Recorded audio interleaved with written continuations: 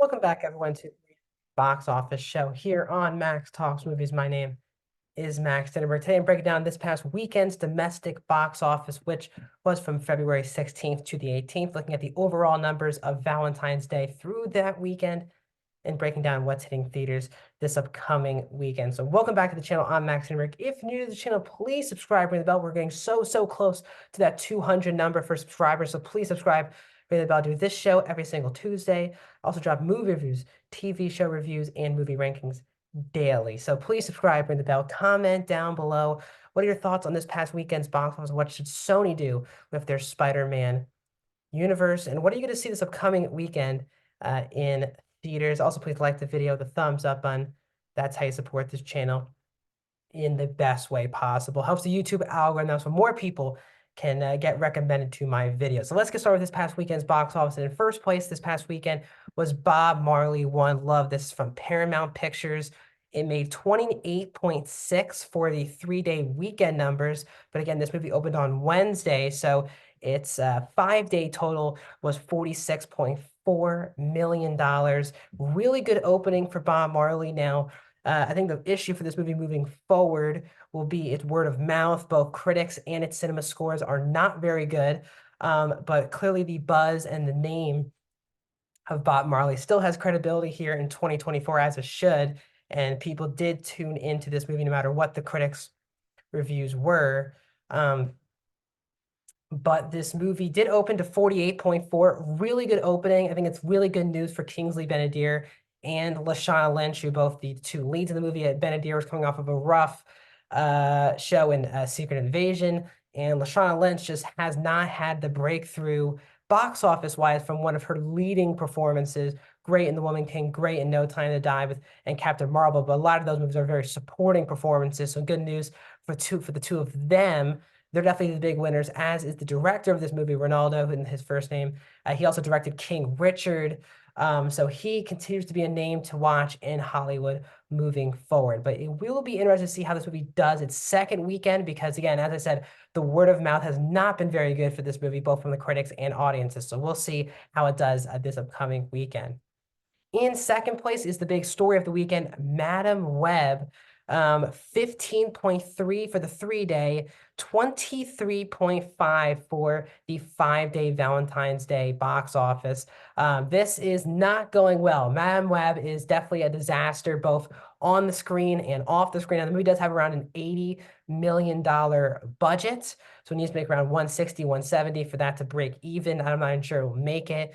And Sony is definitely in trouble, because outside of the Venom movies, and I'm not counting the animated movies, outside of for the live action spin-off movies, other than Venom, obviously this and Morbius did not do well at the box office, and they still have another non-Venom Sony movie coming out this year with Kraven the Hunter. So this movie did not do well. Audiences hated it, critics hated it, even the actors themselves were kind of bashing the movie throughout their promotional material over the past couple of weeks, including Dakota Johnson, who broke off her agency a week after the trailer came out.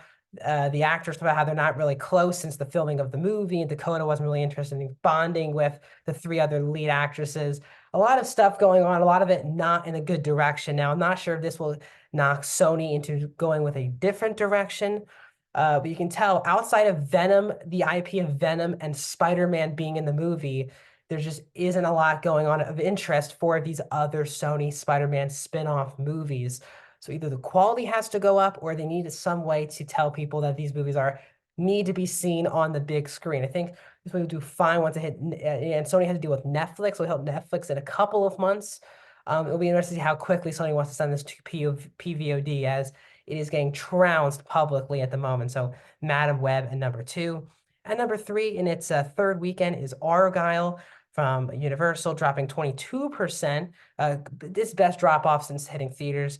It's still, again, a big disaster. 4.8 million. It's up to 36.6 domestically. Still a major flop for Apple Studios and Universal. This movie should definitely be hitting PVOD, I would assume, very soon, as this movie has gone under the radar with this big of a cast. Just a total disaster across the board. Not a disaster is Migration, number 4, also from Universal. gaining 30% this past weekend to go up to 3.8 million. It's up to 114.8. Again, this movie's in its ninth weekend. This movie's been available on digital to purchase for the last couple of weeks, and it's still in the top 5 domestically. So still Illumination Universal cranking up these animated movies that have great legs at the box office. And wrapping up the top 5 is The Chosen, but these are episodes 4 through 6. Opening to 3.6 million for the weekend and 4.3 for the Valentine's Day haul. Again, we talked about this 2 weeks ago. Every other week here in the month of February, The Chosen, this religious-based film with audience budget, fans donating to this film studio, Fathom Events and Angel Studios, putting up the money to make the show. It's been in the box office since its first season, but now we're at season 4, and 2 weeks ago they released episodes 1 through 3. And this weekend, they're releasing 4 through 6. I think in 2 more, either next weekend or the weekend after, they're releasing episodes 7 through 9. So expect The Chosen. Still not great numbers, but still for this type of film, amazing for it to get into the top 5. So because we're going to come up on March in a couple of weeks, I'm going to save doing the overall numbers so far this year for both domestic and worldwide for March. So in 2 weeks, when we break down, obviously, the opening weekend where Dune comes out, we will break down, when we talk about Dune for the first time from a box office perspective, that will also bring in the other numbers throughout the entire year. So hitting theaters this upcoming weekend, you have 3 movies. You have Ordinary Angels. That's another religious-based movie. This one starring Hilary Swank and Alan Ritchson.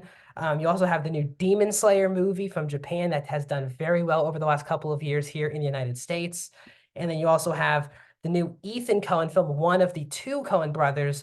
Their new film, Drive Away Dolls, is also hitting theaters. This movie stars Margaret Qualley, Beanie Feldstein, Coleman Domingo, Pedro Pascal, and Matt Damon. So that movie's also hitting theaters this upcoming weekend. What are your thoughts on the box office? Let me know in the comment section, and I'll see you guys very, very soon.